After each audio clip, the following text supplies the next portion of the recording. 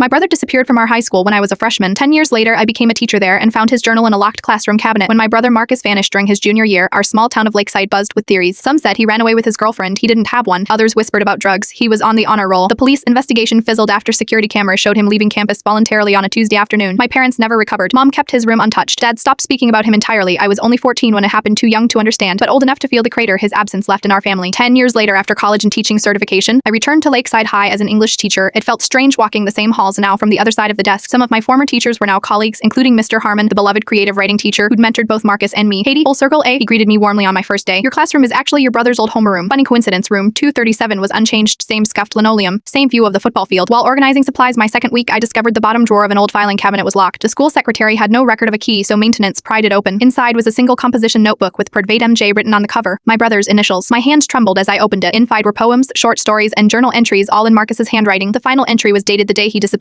Mr. H says I have genuine talent and wants to help me publish my work. Meeting him at the old boathouse today to discuss opportunities. Something feels off, but what do I know? Maybe this is how literary careers begin. I felt sick. The boathouse had been searched, but not until days after Marcus vanished. That night, I showed the journal to my parents. Dad read it silently, then made a phone call, his first contact with police in years. Mom just kept touching the handwriting, whispering, he was right there all along. The investigation reopened with the journal as new evidence. Detectives interviewed Mr. Harmon, who initially denied everything, but when confronted with Marcus's writing and text messages recovered from an old cloud account, his story crumbled. 3 days later, police found human remains near the foundation of Mr. Harmon's cabin in the mountains. DNA confirmed what we already knew. Mr. Harmon confessed to accidentally killing Marcus during an argument at the boathouse when my brother rejected his advances. He'd been grooming talented students for years, but Marcus was the only one who threatened to report him at the memorial service last month. I read excerpts from Marcus's journal, his hopes, dreams, and the brilliant stories that never had a chance to reach the world. His final poem, titled Crossroads, ended with lines that haunt me still. Some paths lead to glory, others to dust. But the hardest road is the one we must travel alone when we stand for truth against those who'd steal the light of youth. The school board has established a writing scholarship in Marcus's name. I'm still teaching in room 237, but now here is a plaque by the door with my brother's photo and his final poem. Sometimes the most important lessons in a classroom aren't found in textbooks, but in the courage to question those we're taught to trust. And sometimes justice arrives late, but it still arrives.